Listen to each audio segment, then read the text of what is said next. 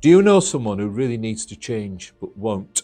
It might be somebody at work who's always upsetting people, or you might have a partner or a friend who drinks too much. They really do need to change, but they're resistant to changing. The problem is you can't force people to change.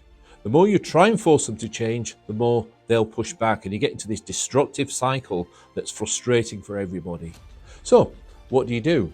Well, there is a way that you can influence their ability and willingness to change, and it's called motivational interviewing. It's a technique from clinical psychology that's got fantastic research evidence that shows that it can help people to change even the most difficult behaviours. Let me tell you about it.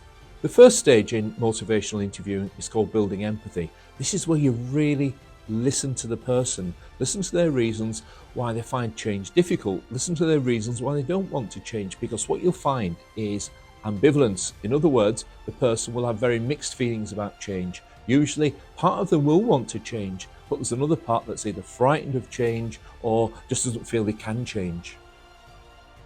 The second stage in motivational interviewing is called highlighting the contradictions. This is where you gently and tactfully point out any discrepancy between what the person's saying and how they're behaving. For example, you might say, well, you say you want to get along better with people at work, but I notice you keep talking over them in meetings. How do you think that affects them? The purpose of this is self-reflection, to get the person to reflect on their own behaviour and how that behaviour is maintaining the problem.